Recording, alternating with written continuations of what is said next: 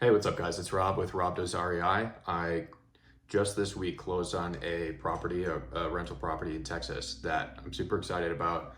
It's going to be a fantastic deal for my wife and I. And I wanted to make a video explaining from start to finish how this thing worked out, how I found it, which I've never even stepped foot in the town that I bought this in, which is Temple, Texas. How we negotiated terms with the seller without getting a bank involved at all, how I underwrote it, all the numbers, including how I'm projecting this thing to add $160,000 to my wife and I's net worth over the course of the next 4 years. So if you're interested in real estate investing and how a creative finance deal can work out and how this might add hundreds of thousands of dollars to my wife and I's net worth and how you might be able to do the same, stick around and find out. So from the beginning, how did I even find this thing? So like I mentioned, the house is it's in Temple, Texas. I've never been to Temple, Texas. I've only been to Texas once, other than driving through it to move. So the seller actually reached out to me because we have a rental property near Tucson in Arizona, and they wanted to move there, but the timelines didn't exactly work out because our place was going to be available before he was going to be ready to move from Texas. But we talked a bit.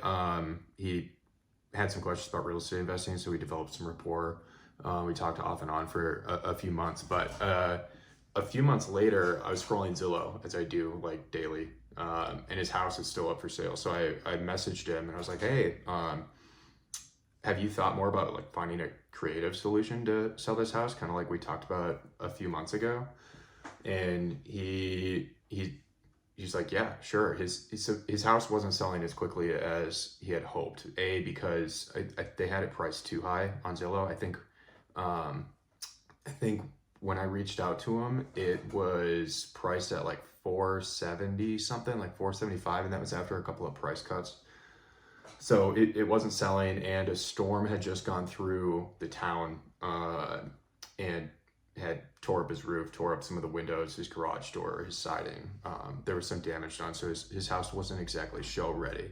But that was fine with me because his insurance was going to have it fixed before we even got the house, before we closed on it. So it actually worked out nicely. It wasn't selling. So after we talked about it for a while, he had some questions about how creative finance might work. I told him, well, let's just, what are you looking for in terms of down payment, monthly payments, interest rate, how long he wanted to take payments for before the rest of it was due in a balloon payment at the end.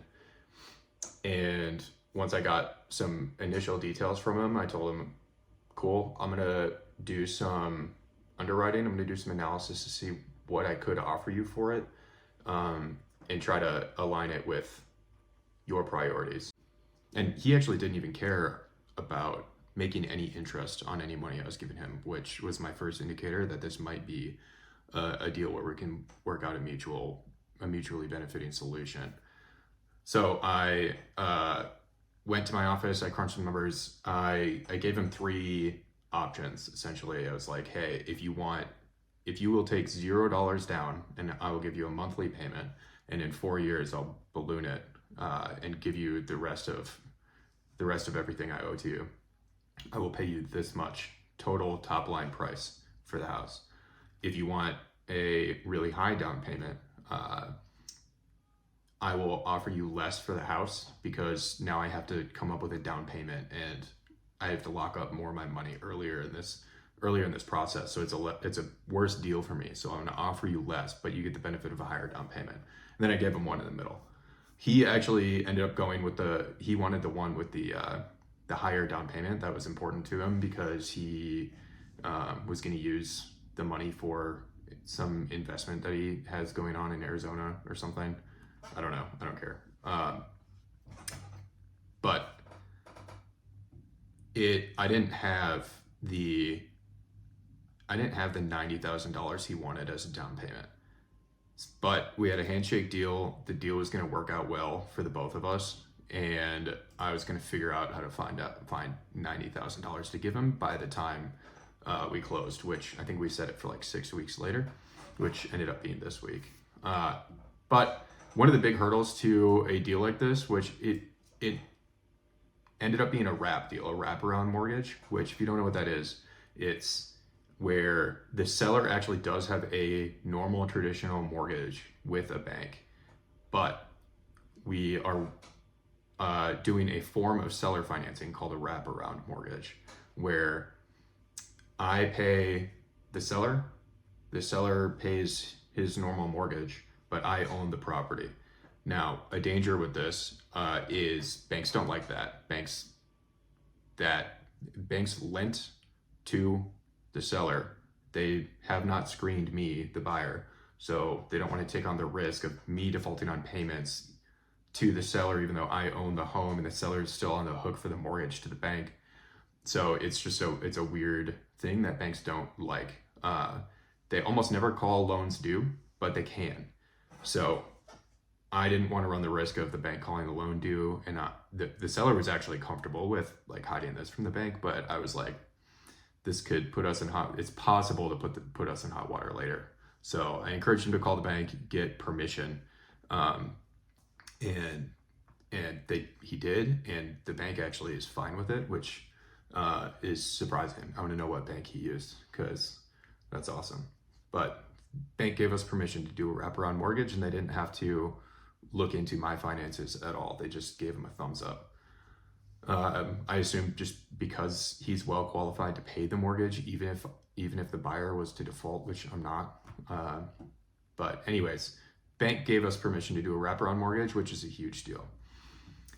And the terms that we had set, the ones that we had given a handshake agreement to, it was $90,000 down for a $440,000 total overall purchase price, which the house is actually worth about 460 grand. So I'm buying it for 20 grand under what the market value is, which is great.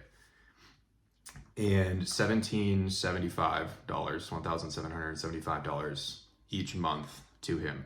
And he wanted the term to last 4 years because he was going to be in Arizona for 4 years, and then he wanted to be able to buy another house. So he wants to pay off his existing mortgage so he can qualify for another mortgage after that. So those numbers worked out for me, and I'll go through the numbers. I'll put them on the screen and like walk through in detail later. But those numbers worked for me, and we had a handshake deal. We set a closing date for about 6 weeks later, and we got to work. So I found a Texas real estate attorney. They drafted the agreements and disclosures, which there's quite a bit of them, but it's still not nearly as much paperwork as buying a home through a traditional mortgage at a traditional bank. The repairs for the storm damage were made. He coordinated that with his insurance. After those were done, I had the home inspected, and which you don't have to do for a deal like this, but it's a cheap investment. You should definitely do it. It's a few $100 and you get a very good idea of what's going on with the house. We set up a loan servicer through a specialty loan servicing company, and set up automated payments to the seller and everything. And while we were doing all that, I needed to find $90,000. So I wrote up a short summary explaining how the deal was going to work, how it was going to make me money. And I presented it to a few people that I know that I thought might have some money. So I offered an 8% rate for any money that any private investor would fund to me. And I told them I didn't want to make any payments for 4 years, not even interest payments, just I will pay you all of the money all at once when I refinance out of this house in 4 years. And I'll show you how that works when we go through the numbers. And so I found one investor who would give me 50 grand, and I got a personal loan because it was the easy button for the other 40 grand that I needed. The personal loan was at 10%. It actually worked out to where the original private money lender who gave me the original 50 grand came back to me a few weeks later and was like, hey, we actually have a little bit more money than we need, so we'll do the whole 90 grand if you'll give us 8% return on it. And I was like, deal. So paid back the 40 grand personal loan and took the 90 grand from the private money lender and promised him 8% through a promissory note. Okay, so now I'm going to go into actually how we underwrote the deal. So I'm going to figure out how to put these graphs on the screen as I talk through them. But let's see here. So the numbers we agreed on, again, as a reminder, $440,000 total purchase price, $90,000 down, $1,775 a month at 0% interest. So every monthly payment that I make comes off the balloon payment that I will have to pay him in 4 years, and a 4-year term. So after 48 months, I'll have to pay the rest of what I owe, and I'll probably get a traditional mortgage at a normal bank for that, or I'll have enough equity in it at that point where I could do a DSCR loan, a debt service coverage ratio loan, which that's a topic for another video. Okay, so here's the graph showing what the payment schedule is. Each payment goes towards the principal, and the principal remaining at the beginning of each year is listed off the top. So you'll see year 1, $440,000, year 2, $328 left to pay, year 3, $307, year 4, $286,000 left to pay at the beginning of year 4. So here is what the $90,000 of private money will cost me over the course of these 4 years. If I make no payments and let the interest just accrue and compound over all those 4 years at $90,000 at an 8% interest rate, it would cost me $32,444 of interest. But I actually plan on paying some of that down over the course of the 4 years because I don't want to pay an 8% interest rate all the time. Any payment I make towards that is a guaranteed 8% return, which is great. Okay, so how did I figure out what I was going to get for rent at this place? This place is actually pretty difficult to figure out. So I'm projecting $2,400 a month, but the market rent was difficult to nail down. It was a very nice house. It's built in 2021. It's got granite countertops, stainless steel appliances, all the whiz bangs. It's on over half an acre. It's 2,300 square feet, very modern, but it's just outside of a very small town. Well, moderately small town, Temple, Texas. And all of the properties around it are rural farmland with old houses. So the rentals around it are not very comparable. Zillow thought it would rent for $2,900. Rentometer thought it would rent for $2,400. There's a couple other rental estimating tools out there that kind of fell within that range. So I just went with $2,400, which I'm glad I did because it's going to end up being about $2,400 after I talked to a property manager in the area.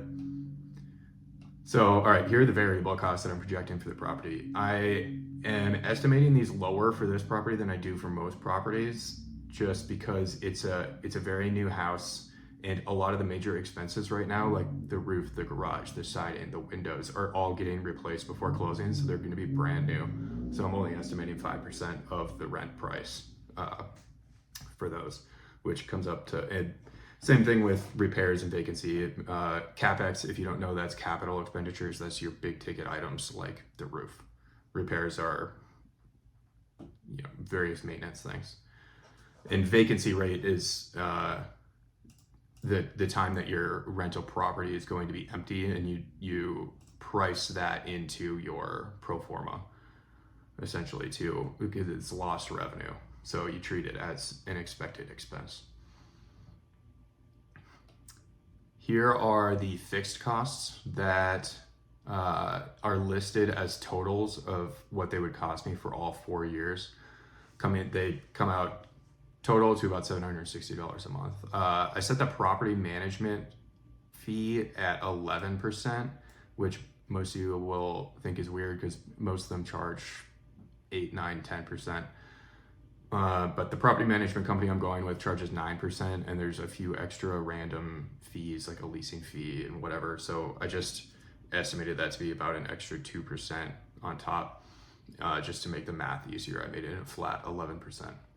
And the taxes and insurance are actually based on the actual taxes and insurance bills from last year.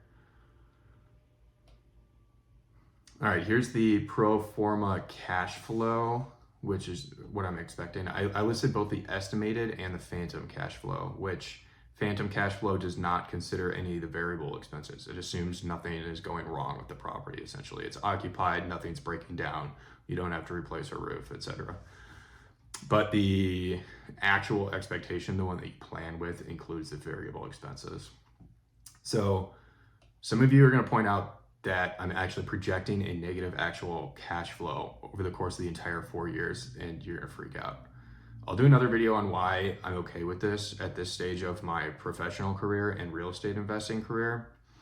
But the gist is that when you consider the debt pay down every month of $1775, I am making a healthy profit every month. It just goes towards the equity of the house that I can access later. I just don't get it as cash flow in my pocket today. As many of you know that follow real estate investing and you follow David Green, cash flow is a defensive measure.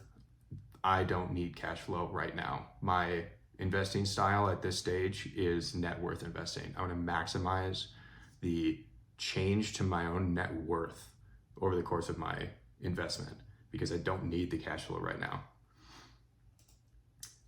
Negative cash flow like this is not for everybody, but like I said, my wife and I make plenty at our W-2 right now, so we can safely support negative cash flow if it is, and consider it an investment expense if it's going to raise our net worth as much as I'm projecting this place will. It's well worth it. All right, so here we go. Here's a big reason why I'm okay with putting a few $100 a month back into the house, into the equity of the property. The big kicker in real estate, this is not talked about nearly as much as cash flow, but even a very conservative appreciation forecast of 3% a year on this house, valued at about 460 grand market value, will raise the value of the property by about 100K over the course of the 4 years that I have worked out with the seller before I have to refinance and pay off the rest of the seller's loan. The average appreciation rate nationally is like 4.4% since 1991, I think. But a lot of experts are thinking that this year is going to be slower just because of the cost of housing is pretty high right now and the interest rates are down. So I stuck with a pretty safe, a pretty conservative 3% appreciation forecast over the course of the next 4 years. Which, side note, I actually think that the housing market is set to soar again. With such a low supply, there's not a lot of houses on the market right now. I think the rolling inventory is there's 2 or 3 months of inventory right now, which average considered a healthy market is 6 months. There's such low supply and the demand is being artificially suppressed because of the high interest rates. So there's a lot of people that are going to be trying to buy the very few houses available when rates start coming down. And before you say some people are going to have to sell their current home before they buy a new one, and that will fix the supply as the demand goes up, I don't think so, because so much of the demand is in brand new home buyers, first-time home buyers that have been out of college for like 4 years now and haven't been able to break into the market. That's been absolutely nuts since then. Even with the low interest rate, nobody could buy a freaking house because it was a frenzy. Like, you were buying a house sight unseen. You had to have basically cash offers and waive the inspection. Like, it's wild. So they are going to snatch up homes a lot faster when rates are in like the 5% range than the millennials and boomers that locked in their rates at 2.5% during COVID are going to sell. The supply is not going to fix itself anytime soon, and the demand is crazy. The pent up demand, which is just going to get unleashed as interest rates start coming down, which who knows when they will, but the demand is there. So here's a summary of what's going to happen in the next 4 years when I refinance out of this seller financing wraparound mortgage into a standard bank mortgage. So this is the math. This is a simplified table of the math that all of these graphs feed into this.